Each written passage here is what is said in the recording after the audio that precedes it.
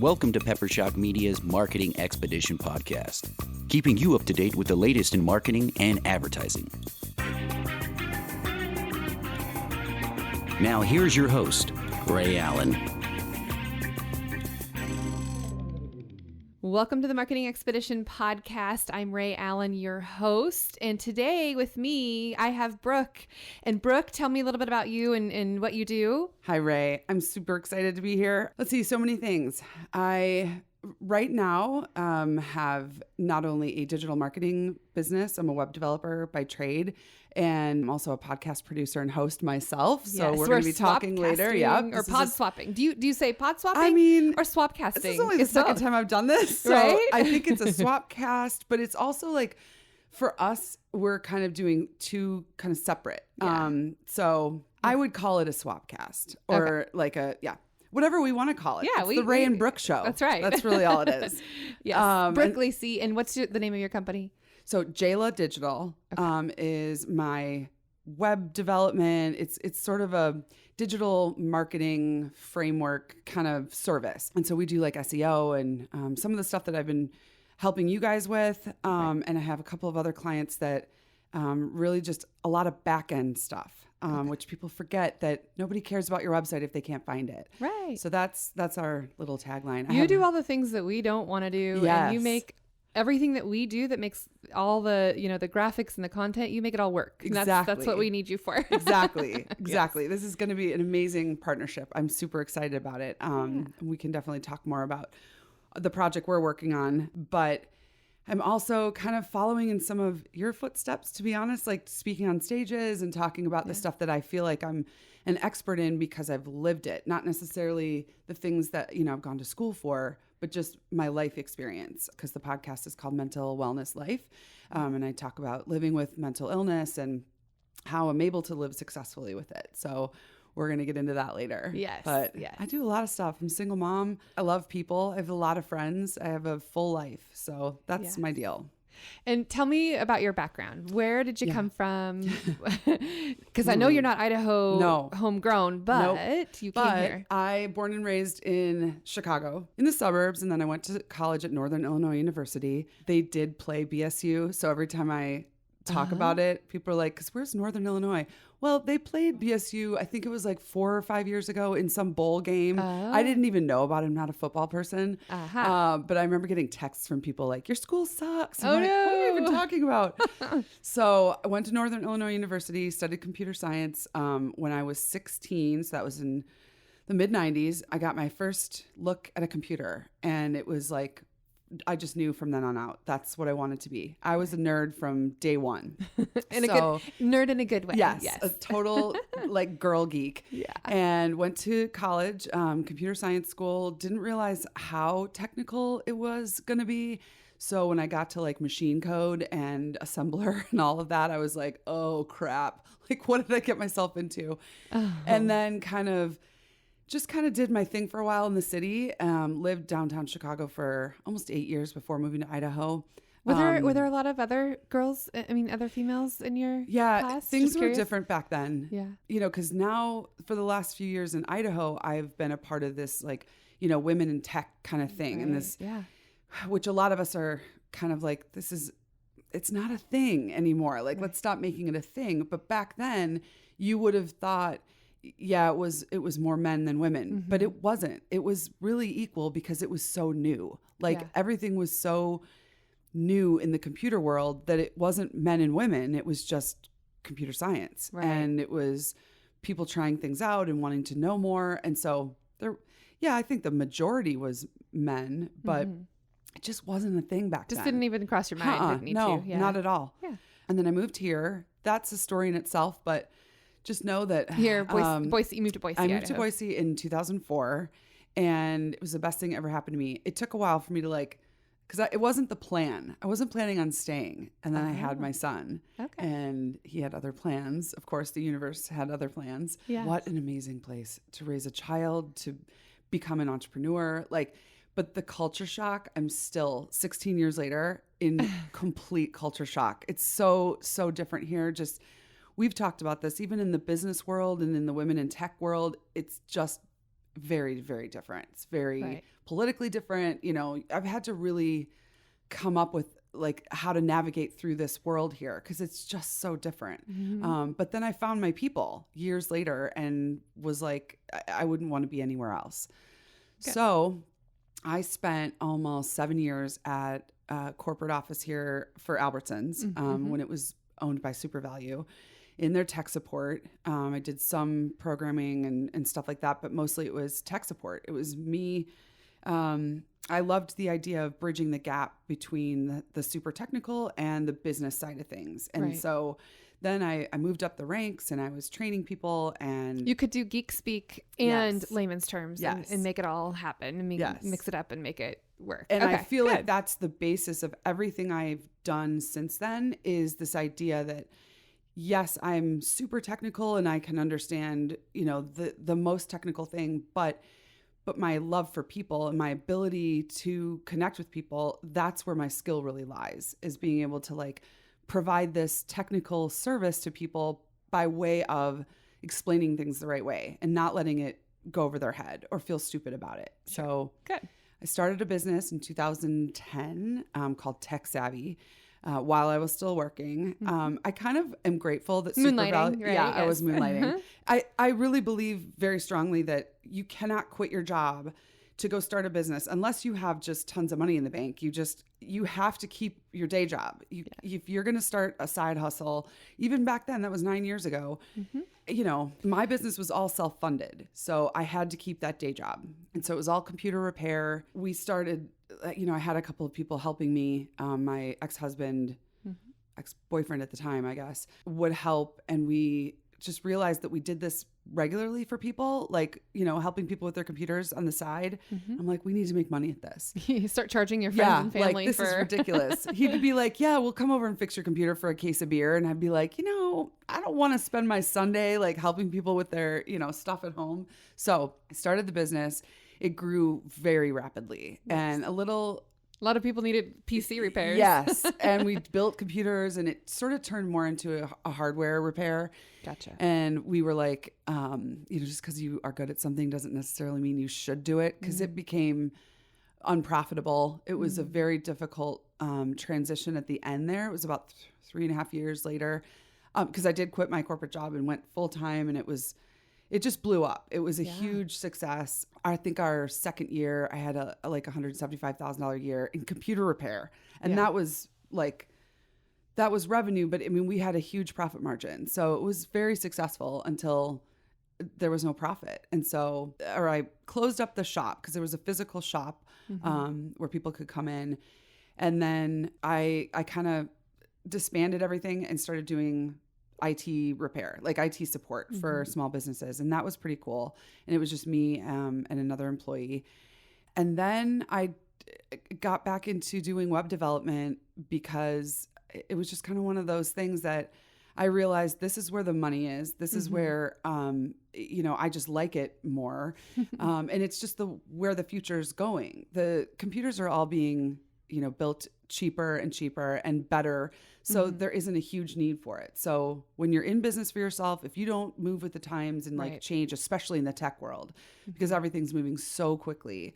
And so I took a government contract and then that ended, and it just kind of pushed me into this, you know, doing solopreneur kind of almost freelance. But I mean, I do have 2 subcontractors that are awesome. And now here I am. And I know we're going to talk a little bit about how I get business. And I thought about this today a lot, because we're not exactly like full blown, you know, just a business where stuff comes in all the time. It's like you have to put yourself out there. People are paying me for me and the service that I provide as a human being. So as you've grown your website, web development, and SEO business, I mean, do you use some of the same services for your own as you do for others?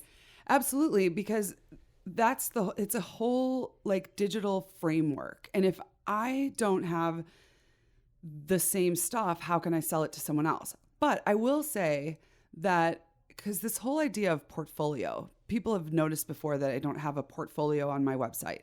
And I don't quite believe in it like other people do. It may work for other agencies, but I'm not an agency. And what worked for, let's say, my photographer client is not necessarily going to work for you. My, your marketing expedition project that we're working on, really, it wouldn't have anything to do with it. And not only that, like I said, people are paying me for me and my, the way that I do business and the way that I work with people and consult and that kind of stuff, where... Well, a lot of what you do is on the back end, and it's really, the portfolio is not anything that people are going to necessarily see unless they want to read a bunch of code. And Exactly. And I can run reports and show like, oh, this person, this site went from this many clicks to that many clicks. But like, unless I can show you their revenue, which I feel like would just take too much time. It's sort of like, just believe me, like it has to be a thing. You have to have the back end SEO. You have to have the back end running. And so it really is a matter of going in and showing where that particular client could benefit or will benefit from the back end programming. So it's not necessarily that I spend my time marketing myself by going to old clients and saying, hey, give me a review or do, I mean, that's important too, but that goes to that word of mouth. It's a matter of showing like I spend a lot of time up front without even getting like paid up front, right? Saying, let's look at your site. I'll go through and do a crawl on their site and say, this is what we could do. Because it doesn't take me very long. Once you get to this point in your career, you can go through and do it quickly and say, 9 times out of 10, the person's going to hire you because you've done your due diligence. You've shown like what could happen. Sure. And I mean, if you do it right, they can't say no. Yeah. And we were talking earlier about accelerating word of mouth and how you get people to talk about you and tell others about you and what you've done for them. So the clients that you've worked with before, have they been a source of new business for you? Yeah. I think that over the last like year and a half, I've done such big projects where it's not just like one-offs, where it's like little websites here and there. I have done quite a few of those, but yes, I would say the majority of the work that I get is because of my involvement in branding myself and going and meeting people and going to not as many, I talk about networking events, but sometimes it's going out and like being at a party, at an event and being like, oh, this is what I do, or this is what I do. It's not necessarily like a established networking, group, but it's just literally my word of mouth to people and meeting them places. And then, sometimes it's just friends that are like, you've got to meet this girl. You guys would really get along because again, it all goes back to that. Does this person want me in their space? Right. My physical energy in their space. And because it could be not a great fit. So that's how I really accelerate that, is by, just being everywhere. Right. All right. So I have another question for you. Okay. Who are some maybe mentors or people who've influenced you along the way, along your path? Yeah. Oh, this is a good question. I am a huge Gary Vaynerchuk fan. And so obviously he's not really in the, web development. They do probably a little bit of that, but just the way that he puts things where you need to give of yourself first and then ask for the sale. So when I talk about everyone's a salesperson and I'm a salesperson, and if you are an entrepreneur, you are immediately a salesperson. Regardless of whether you have a sales manager, you have to sell yourself. So that's been a huge influence. Other people like locally, our friend Megan has been a big influence even before her and I became friends. And I will also say this, I have known about you for a while. Oh. And I've kind of followed like, you're just the way that you do things. And I think women entrepreneurs need to be aware of the other women entrepreneurs, whether you are, know them or not. I mean, it's just all going to fall into place. So I think there's mentors that I've had that have helped in different ways, not just the tech world, but mostly it's because when we are super geeky and nerdy, some of the social skills can be like lost on us. And as much as people think, oh, you're such an extrovert and, you do all of these things, there are times where I have to like remember that I'm also a business person and I've got to, I got to keep the cursing to a minimum. You know, I've got to like, so I'm trying to follow along with like a lot of people that I watch. You know, a close friend of mine, Maureen O'Toole, has been a huge mentor and just in life, like how to treat people. So I guess I'm trying to learn from everyone that I come across. I really am. But for business wise, I like the way that idea of giving away content, whatever that is for you, and then asking for the sale. Like, what is it in, you know, that I'm giving to somebody that's helping them, that they want? And then we talk about how they pay me for my services. So what makes the most ideal client for you? That is a really good question. And I think all web designers and developers will agree with me when I want a client that has a very clear vision and knows exactly what the end product is, but doesn't want to get involved in that minutia. Like, that's my job. And know that if you don't have the content ready, that I will find someone to do it. You know, like I'm like a general contractor, and I'll find a graphics person, or I'll, you know, work with an agency like yours, but somebody who knows exactly what they want from it, understands that there's going to be some kinks that we need to work out, but is ready to work. So many people have that vision and they're visionaries, and that's great. And I'm really good at taking that vision and saying, all right, this is step one. But if they're not really ready to step off and get it done, because a giant digital framework, you know, to put that together is a huge deal. It's like all of a sudden you're going to be everywhere. The internet is everywhere. Yeah. And so once I create this framework for you, it's everywhere. Right. And you got to, you know, corral it somehow, but you've got to be ready. So you don't necessarily have to have all the content ready, but you've got to like let the process flow and understand that as soon as I take that job, I'm off and running. Like there's no waiting, there's no nothing. So my perfect client would be someone who is ready to go and has perfectly clear idea of what they want, and let me execute it for them. Good. Excellent. So, and that's kind of what we are doing now with the Marketing Expedition membership and subscription model that we're going to be putting out there for our members. And not to be weird, but you literally are the best client, because you just, I mean, literally have so much content that I was like, okay, I need this, this, and this. Oh, here's a Google Drive. And I'm like, oh, this is so great. Like, this is so perfect. Good. There's no changes. It's like, you just know what you want. It's just going to be amazing. We work well together.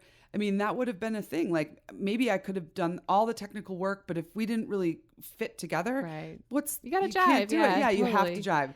Yeah. And that idea of like the overarching project for you, there's so many different facets to it for us that I was like, okay, let's get started, because you're visionary and I will get you started. But you've already sort of gotten over that hump. I feel like I could get started even faster because you've already got your shit together. Like you already have all of the things that need to get started, and I can just pull from that. So that's really great. Yeah. When there's content ready to go, I think that's key. It is. Or for us, because we help put content together, or we'll do the design, or we'll do the upfront work. For us, it's like helping the client get that together and then giving that to you to then navigate and make it all happen and make it show up so that people can search it and find it. And there's so much behind it. Like I said, it doesn't matter what the colors and the images and how pretty it is if it doesn't have the right code behind it. If your video doesn't have the right meta tags, it doesn't matter. Like if there's no Google Analytics, I mean, I could get all up into the technical piece of it, but just know that this is for your listeners, that like, if that's not all behind it, and I'm not saying go and hire an expensive web developer, just there's plugins, there's all that. Flash sites, and we get look so pretty, but if no one can find you, then what's the point? And then what happened? Flash went away. So like, you were absolutely right. Flash is not supported. Nope. Don't even try it. Don't even try it. But that is definitely part of that like perfect client for me. Is I love photographers, tattoo artists, people who have their own, like their art is their content. All I need to do is put a blank slate and not be fancy with it. A web designer, because there's definitely a difference, is going to want to put all that stuff together. They're the ones who loved Flash in the back, way back in the day. Yes. And we have our designers who like to make the content and, make it look good and, keep to the brand standards, but exactly. It all has to work together and be functional and, findable and and pleasing, to the eye. So that way people want to come back to it and gain more information. So, and it's like it's a collaboration. It's the consulting. It's sort of like I can then go to a graphic designer and be like, look, that yellow that you think looks great on print is not going to look good on the web. And what did that take us 5 minutes to get to that decision? You know what I mean? Like, but if you have somebody who's not as, I don't know, versed in the back end, it's going to take longer to get to the right thing. And now we're saying, design mobile first, because people will look at your cell phones.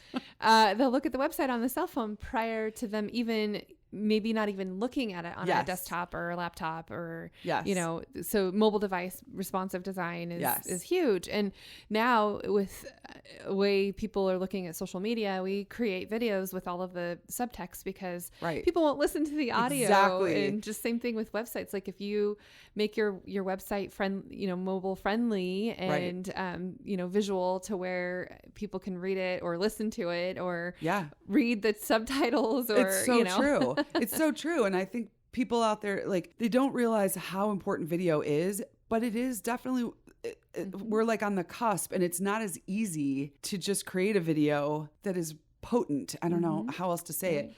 When social media came around, it's like, that's great. You can put video out and it allows you to create content, but it's so saturated that now it is that create a video with the subtitles. Good storytelling and even storytelling without even having audio. So making it audio agnostic is huge now, and being able to get it out there so where more and more people can see it. Right. And like you said, the metadata that's behind it so that it can be seen more is helpful. And then all of the digital advertising, we've seen a huge shift in ad spend from traditional methods to online and more and more. And then we're doing the new marketing trends for the new year every year. And one of the big trends that is really becoming more and more is being able to have the right type of messaging that can be utilized for all of the voice command. So Google, all Alexa, the AI. Oh my gosh, exactly. Everything. Yeah. So exactly. That's such a huge thing. Yeah. Like we could talk for hours about this, and maybe we do another one where I explain to people that like everything is now question based. So it used to be keywords where you'd search on Google like best taco restaurant, whatever, Mexican restaurant, and now it's hey Google, and it's all question based. So if your SEO does not like have that, I can't help with that yet. Oh, I have Google. Oh my God, that is so funny. I should have. Oh, by the way, Google's listening. Google is listening. Just so you know. Okay, Google, say hello. I think it's hey Google, isn't it? What can I do for the nicest person I know? You're the nicest person. That's what she says. Thanks, Google. You're nice okay. too. Yeah, you can say okay or hey.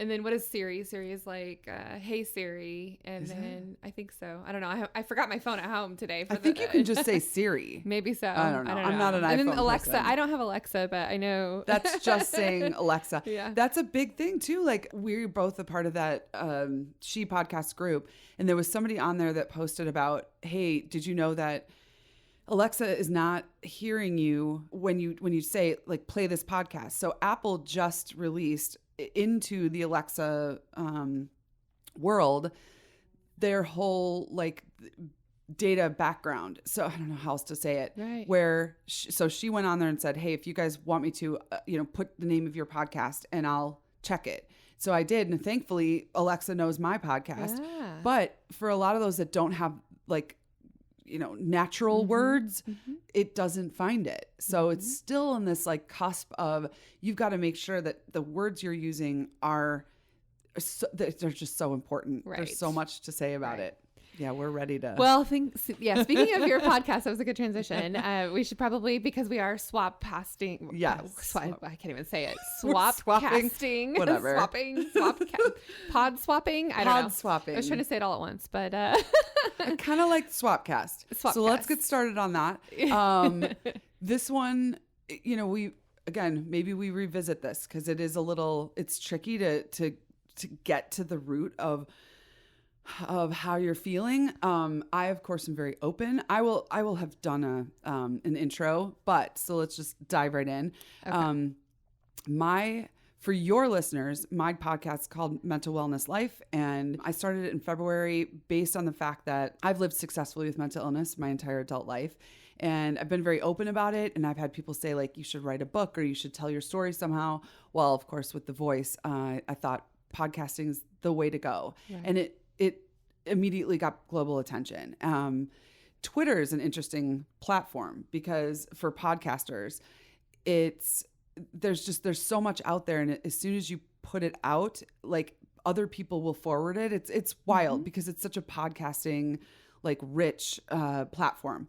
So I have listeners all around the world. And a lot of people have been reaching out and saying, like, this is amazing because you're not a therapist or a doctor. You're just talking to us about your stuff. And my tagline is say your shit. I promise I won't curse too much on yours. Right. But no so I live with PTSD, bipolar, anxiety disorder, and adjustment disorder. And it's taken a long time to get to the point where I can live successfully with it and be self-aware enough to be able to function in society. Definitely wasn't for a long time. So lately, I've been talking a lot about mental health and entrepreneurship and how it runs rampant. It's the norm. It's the norm that entrepreneurs will deal with mental health issues. I know for me, it is much, much harder to, I guess, determine whether or not a client actually wants me to do the work for them. I constantly have some paranoia behind the scenes in my brain where I have to really sit and sort of meditate on, it's okay, Brooke, like they do want you to do the work. You're okay. And sometimes anxiety Brooke takes over and shoots off an email that makes no sense. And I have to kind of deal with it in the aftermath. So my question to you is, how comfortable, how vulnerable do you feel? When's the last time you felt anxiety as an entrepreneur or even just in life? I mean, sure. You're a mom, you're a wife, you're a business owner, you're kind of the shit. My business partner is also my husband. Right, yeah. exactly. How does that work? We live, work, and sleep together. Yeah. And he's okay, we're not going to go that far, but no, he's my baby daddy. Yeah, he's my baby daddy. He's a super cool dude too, by the way. Yeah, like he's a good very dude. Patient. He's kind of the yin yang, whichever, I don't know which one is which, but I'm very type ID and he's SC in the whole DISC assessment thing. So we do balance each other out a lot. So that's good. So having the right partner in place is critical. Right. I'm more of the risk taker. He's not. So then we have that balance because I would take a lot more risks than he would. So then it's kind of made that.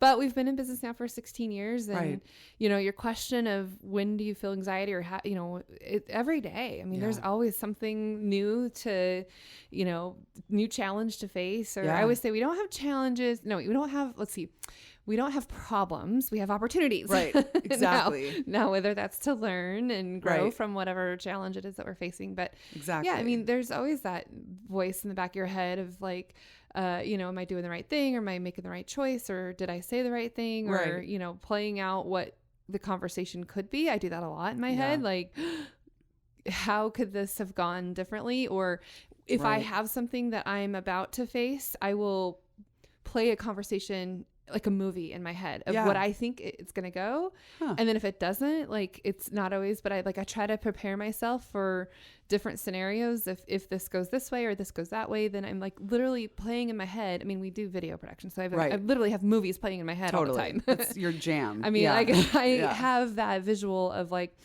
what could potentially happen or, if this, then this. And I do think a long-term, more futuristic in advance, like the outcome of this, if it goes this way, then, so what those scenarios are and like kind of making I try to make predictions of what could happen or how to, anticipate different things that could go wrong or different things that could go right. Have you had something that has gone horribly wrong? And I'm not asking for details of the actual thing that went wrong, but to the point of like, you physically feel like, because when we talk about mental illness, and I realize that my guests aren't necessarily ever going to, have been diagnosed with something, but, a lot of my listeners are, dealing with things that are just physically, it's almost like they're incapable, or, some of us are incapable of getting up out of bed and doing the things that are required of them. Have you ever felt just crippled by something that's happened to you business wise or even in personal life where you had to really? So let's see, I can't quite remember what year it was now. Probably, I think 6 years ago, I had a really major, huge snowmobile accident because I was being very risky and was like went Evel Knievel on a snowmobile and didn't turn out well. Right. And I basically pulled every ligament, tore all the meniscus, everything. I mean, this close to total knee replacement. And I was basically, long story short, I couldn't drive for like 6 months. I had physical therapy, had surgery. I had the worst. I was on prescription drugs for 6 months and, addicted to them, not realizing it. Yeah. I didn't That'll fuck understand with your that. head, I mean, it was totally, sure. And the thing just because I'd never gone through that before and not realized how much because I was doing physical therapy and people had to drive me there every day. Yeah. And I was on 2 different boards, 2 different time frames. Yeah. And people had to drive me to different places. And I started to get everything all screwed up. So I had somebody drive me to the wrong board meeting, to the wrong place, at the wrong day, the wrong time. Right. And this is toward the end when of me taking these, it was hard prescription narcotics, right? Oh, yeah. And it came to a point where I had to fire somebody because there was just some things that were happening. And I was like, I can't be on these drugs anymore. I'm getting so confused with so many things and I can't remember things right. My head's just not in the right space. Totally. So I just stopped taking them, not realizing that you should wean yourself off. I didn't get it. I didn't understand that I was addicted to them. Yep. And I quit taking, and I was sick. I was like, it fucks you off. Putridly sick for a few days. Like I couldn't move. It's like coming off heroin. I mean, people don't get that. I don't even know what that is, but it was worse. It was exactly probably worse. At least it felt that way. Yeah. And so I had to get in some pretty good space getting out of that. And so as a result of all of that, though, like there's some bad reviews out there on, whatever stupid review site there is that, really? Employer review, Glassdoor, whatever. And, from the person. Yeah. And so, there's just some stuff that happened during that time frame. And so to recover from all of that, and then just, there was some things that occurred. I gained so much weight because I was so immobilized and just not, my muscles were atrophied. I mean, it was awful in my knee. And anyway, and I gained weight. I got really depressed. I got super, it was just not healthy at all. And, going through all of that was not the best. Got in trouble with a lot of different things and didn't like it, and had to pull myself out of it and do some things. And this last year has gone a lot better. I've lost weight. I've gone through some it's possible. Medical it's weight possible. loss. Yep. Right. And did just kind of decided I needed to turn things around and do better, and really did. On the surface, everything, seemed like it was all put together because, you do what you do. You just keep going, you keep doing. Yep. But behind the scenes, it's like, just deal with some shit that you seriously was not anticipated, and things happened, and we moved out of the space that we were in for the business and got out of that sticky situation because the building was just not what we needed it to be. Yeah. And so there's a lot of situational type of things, and I talk a lot about this too, where my trauma was as a child, but we live in a traumatic environment already just as human beings, but especially in business, things can really throw you off. And when you're an entrepreneur and your income and your livelihood, especially when you're a married couple and own the business and you're doing it together kind of thing, when something like that throws you off, it's traumatic in so many different ways. And to be able to pick yourself up out of that, so many entrepreneurs can't do it. Right. And they just, it just, burns in a fiery mess. So do you feel like, I talk a lot about self-awareness, when that was all happening, that you were able to sort of look at your mistakes and then, go from there? Were you feeling depressed because you weren't able to like function? How did you make the change from I'm not okay to I'm going to be okay and like make the, start? Yeah. How did you start?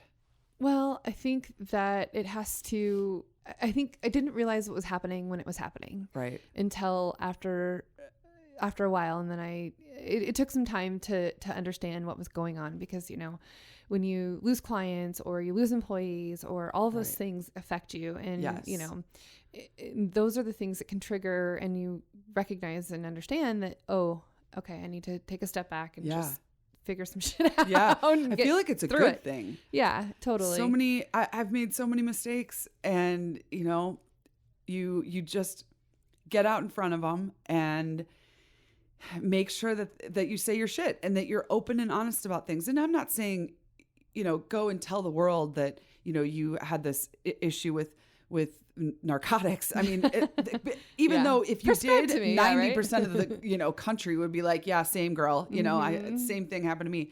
But it's like a huge epidemic. It's an epidemic. Yeah, it's like 100%. growing more and more. And I can totally relate to it because you just don't realize it. No. Because, you're Doctors in pain, you pop in pills. Right. It's like, it's totally legit. The doctor's giving it to you and you're not even. Exactly. Yeah. So. It's wild.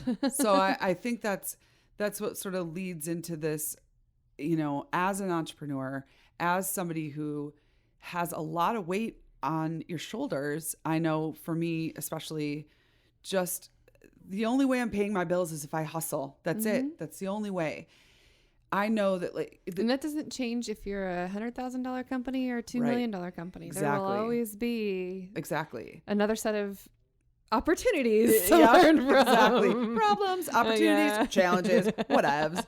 Like they're absolutely opportunities. And once you can start seeing it as that, your anxiety level can go down. I don't know if you've seen that as well, but it's like, shit happens. It's going to happen more when you're the boss. It just is. And if you can deal with it. That's what sometimes like there will be issues that people will come to me with that are huge issues for them. And for me, it's like, dude, I got bigger fish to fry. Right? Like this is not that big of a deal. But then I have to kind of take a step back and like, okay, they've never gone through half the shit that I've gone through before. So they're not going to realize that this little thing that they're all up in arms about is like nothing compared to the weight of the world that we have. Yep. And like now sometimes things will occur and I'm like, been there, done that. Or just like, I've already dealt with way worse than this. Yeah. We can deal with this. This you is do not have a big to deal, remember to bring yourself down to this like compassion level. Exactly. And be like, instead of just like running through things like, I got this. Remember to have the empathy that I, is sometimes just get numb to it. Totally. Totally. Yeah. I have to remember that to be empathetic is very important. As a leader. Very important. It really is. Because people do. They look up to you. And I may not have like a full staff like you do, but even like with friends and colleagues and all of that, you do have to have empathy, especially in like the tech world where people aren't quite understanding what you're saying. And, you have to have that empathy. That's where I think so many people, in either the tech world or sort of the complex business world have to be even more empathetic. And it can be even more stressful when you're trying to explain things to people and they don't quite understand and you don't want to get too frustrated. And that's hard to do when you're just like ready to go and like you're ready to produce things and you're kind of like waiting for everybody else, to catch up. Oh, that happens to me a lot. Like I'm ready to go. I'm an activator. I want to get shit done and like have people follow along and like they're still 10 steps behind me and I'm already way in advance. You're right. I have to like slow down, let people catch up to what what we want to do. And it's all true. Self-awareness to know that. Cause even like when you said that about the DISC, we're talking about those personality tests. And I think are you activator number 1 on your Strengths Finder? Actually, my number 1 is command. Yeah. Okay. That makes sense. But then it's ideate and so command, woo. So I'm going to woo you but I'm not demand. I'm going to woo you into it. And then ideation, activation, includer. Okay. Yeah, it's something I can't remember. So I bring this up because like I'm activator, woo, empathy is actually my 5th. Nice. Yeah. That's good. I was like, yeah, I think that's I've worked pretty so low, hard I at this, like maybe it wasn't, 10 years ago, but we're not talking about 10 years ago. Yeah. But the disc part too, I'm high D and high I. So that's an issue too, where I have to walk in going, for example, you and I know that you and I are a lot alike. I have to be really aware of the fact that we don't want to clash, because that could be obviously a problem, but I want to be involved in your business and your life. So I have to be super aware. Do you find that too, where you have to realize like this may be a power struggle, or this may be like a clashing of personalities, and like how do you check yourself before you say something ridiculous, before you wreck yourself in a business situation? Yeah. I do understand that sometimes I can be intimidating. Right. And I've had that feedback before that I can be super intimidating. I've been called aggressive, but yeah, that too. Yeah. Yeah. My son got me a t-shirt that said, "I'm not bossy, I am the boss." I love that. I'm going to need that. Yeah. Speaking of my son, he's like, okay, it's time to wrap up. Yeah, we got to wrap up. We're We're good. This is perfect, because I'm going to probably talk to a few other people as well about this topic. I'm definitely moving into this speaking wise about entrepreneurship and mental health, because like I said, it just runs rampant. And I kind of go, yeah, duh. Like you got to be kind of crazy to start a business. You have to be. You do. And so I'm almost like, we're the norm. Like, good luck to you if you're not crazy. I need to find whatever article, some, I don't know, Harvard, Yale, whoever put it out, saying that most entrepreneurs are ADHD, which I subscribe to that. Totally. 100%. Yeah.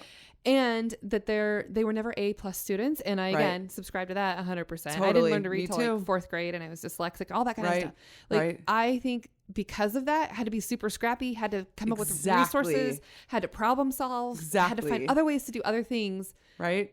Unlike normal people who had it maybe a little easier, different, whatever. Exactly. And those straight A students, sorry, but you have it easy because it just comes naturally to you. And yes, you do have to work hard. Please don't get us wrong.